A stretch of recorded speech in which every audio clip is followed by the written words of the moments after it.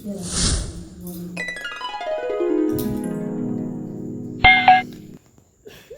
नमः शिवाय। शिव जी से 10 सहाय। ओम नमः शिवाय। गुरु जी से 10 सहाय। जय गुरु जी। संगत जी, गुरु जी के श्री चरण कमलों में कोटि कोटि नमन प्रणाम वंदन।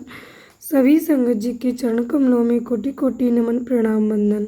संगत जी, हम सब सुन रहे हैं शिव महापुराण कथा, और अब हम सुनेंगे शिव महापुराण में शिव महापुराण परिचय, जिसका आज अध्याय 1 प्रारंभ हो रहा है। ओम नमः शिवाय।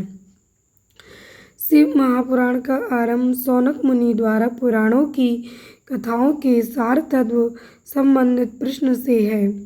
सौनक जी महर्षि व्यास के शिष्य लेमहर्षण सूत जी से प्रश्न पूछते हुए कहते हैं, अतः आप पुराणों के सार तत्व के विषय में विस्तार से बताकर मेरी जिज्ञासा को शांत करें। मुनिवर, ज्ञान, वैराग्य और भक्ति से प्राप्त होने वाले विवेक की वृद्धि कैसे होती है? काम, क्रोध, मोह और अहंकार साधारण मनुष्य इस मानसिक विकारों का निवारक कोई साधु पुरुष किस प्रकार कर सकते हैं? इस कलयुग में सभी जीव तामसिक प्रवृत्ति के हो गए हैं। उस जीव समुदाय के अंतःकरण की शुद्धि किस साधन द्वारा संभव है? मुनिवर, मुझे कोई ऐसा शाश्वत साधन बताइए जो कल्याणकारी वस्तुओं में सबसे उत्कृष्ट एवं परम मंगलकारी हो, पवित्र करने वाले उपायों में सबसे पवित्रकारी उपाय हो।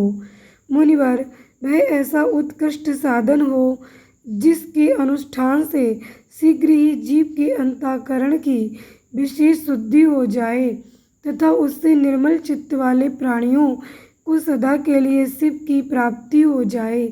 इन प्रश्नों के प्रत्युत्तर में महर्षि सूत जी कहते हैं, मुनिश्रेष्ठ सौनक, तुम धन्य हो, क्योंकि तुम्हारे हृदय में पुराण कथा सुनने की विशेष प्रेम एवं लालसा है।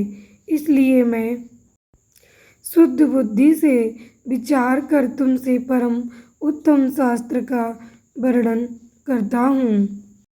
शिव पुराण संपूर्ण शास्त्रों के प्रसिद्ध सिद्धांत से संपन्न, भक्ति प्रेम को बढ़ाने वाला एवं शिव जी को संतुष्ट करने वाला साधन है। ये शास्त्र कानों के लिए रसायन अमृत स्वरूप तथा दिव्य है। तुम इसे श्रवण करो। मुने, वह परम उत्तम शास्त्र है शिव पुराण, जिसका पूर्व काल में भगवान शिव ने ही प्रवचन किया था। ये काल रूपी सर्प से प्राप्त होने वाले महान त्रास का विनाश करने वाला उत्तम साधन है। गुरुदेव व्यास ने सनत कुमार मुनि का उपदेश पाकर बड़े आदर से इस पुराण का संक्षेप में प्रतिपादन किया है। इस पुराण के प्रणय का उद्देश्य है कलयुग में उत्पन्न होने वाले मनुष्यों के परम हित का साधन। ये शिव पुराण बहुत ही उत्तम शास्त्र है।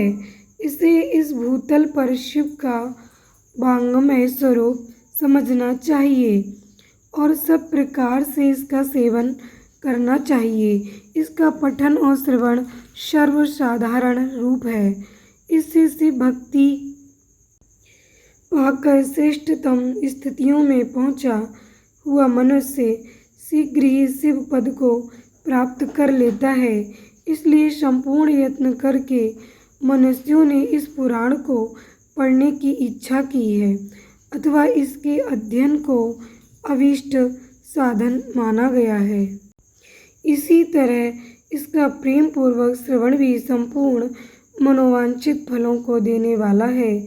मनुष्य अगर महादेव भगवान शिव के इस पुराण को सुने तो वह सब पापों से मुक्त हो जाता है एवं इस मनुष्य जीवन में बड़े से बड़े भोगों का उपभोग करके अंततः शिवलोक को प्राप्त होता है। ये पवित्र शिव पुराण ग्रंथ 24,000 श्लोकों से युक्त है तथा इस ग्रंथ की 7 संहिताएं हैं।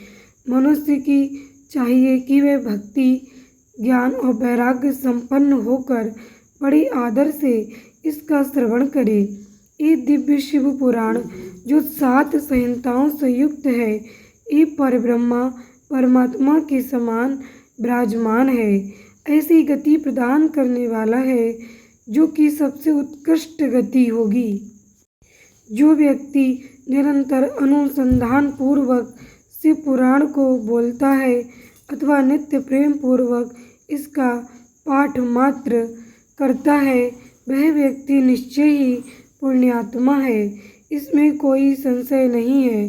जो श्रेष्ठ बुद्धि वाला मनुष्य अंतकाल में भक्ति पूर्वक शिव पुराण को सुनता है, उस पर अत्यंत प्रसन्न हुए भगवान महेश्वर उसे अपना पद धाम प्रदान करते हैं।